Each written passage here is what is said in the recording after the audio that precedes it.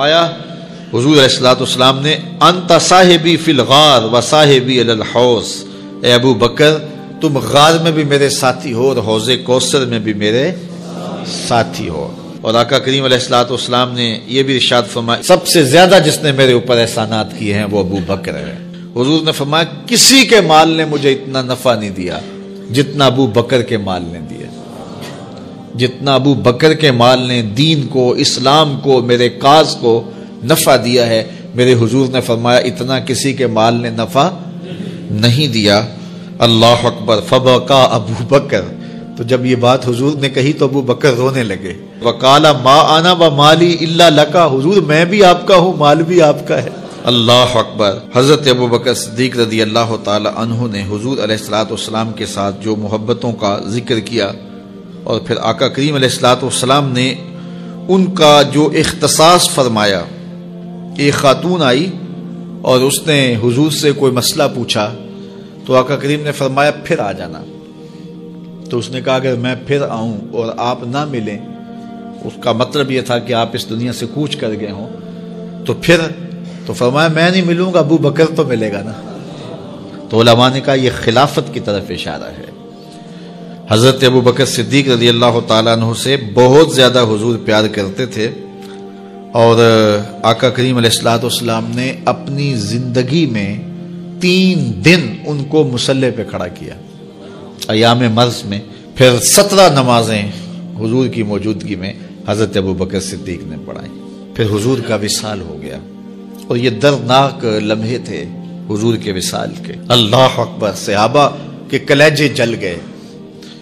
حضرت عمر نے ہاتھ میں تلوار پکڑی اور ایسے کھڑے ہو گئے اور ایسے لہراتے تھے تلوار، اور کہتے تھے خبردار کسی نے کہا حضور کا انتقال ہو گیا میں گردن اتار دوں گا۔ کوئی وصال نہیں ہوا حضور کا، حضور تھوڑی دیر بعد اپنی حالت پہ آ جائیں گے، یہ سکتے کی کیفیت ہے۔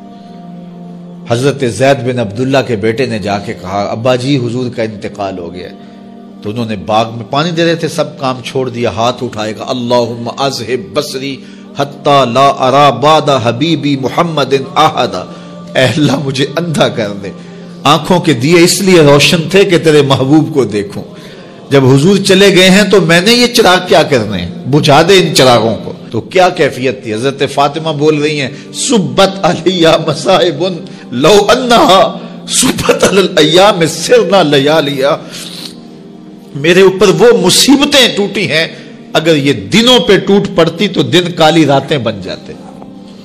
تو تھوڑی خبر تھی حضور کا وصال۔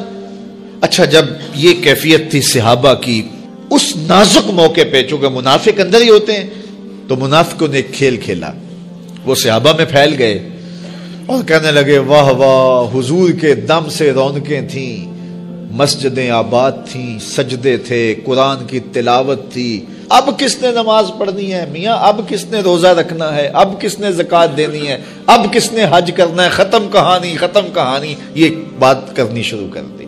اب یہ بڑی نازک صورتحال، تو کیا حضرت ابو بکر کا کلیجہ نہیں جل رہا تھا؟ لیکن اس موقع پہ حضرت ابو بکر کھڑے ہوئے، اور پھر حضرت ابو بکر صدیق نے لوگوں سے مخاطب ہو کہا لوگوں مجھے ایک بات بتاؤ کہ تم اللہ کی عبادت کرتے تھے یا حضور کی کرتے تھے؟ لوگوں نے کہا کہ اللہ کی۔ تو کہا کہ کیا حضور کے وصال کے بعد تم اللہ کی عبادت چھوڑ دو گے؟ کہا نہیں۔ کہا مجھے بتاؤ جس دین کو سر بلند کرنے کے لیے حضور نے اپنی ساری زندگی لگا دی، تو کیا حضور کے چلے جانے کے بعد اس مشن کو چھوڑ دو گے؟ لوگوں نے کہا نہیں۔ تو کہا پھر اٹھو اور نبی کے دین کا پرچم تام لو۔ حضور کا وصال ہو گیا ہے، اب حضور کے مشن کو ہم نے اٹھانا ہے اور اپنے کندھوں پہ وہ بوجھ لینا ہے۔ تو کیا جس کے لیے حضور نے اپنی جان تک دے دی، تو کیا ہم وہ مشن چھوڑ دیں گے؟ صحابہ کے اندر ہمت پیدا ہوئی، کہا کیوں چھوڑیں گے، ہم تو اٹھیں گے اور پہاڑوں سے بھی ٹکرا جائیں گے۔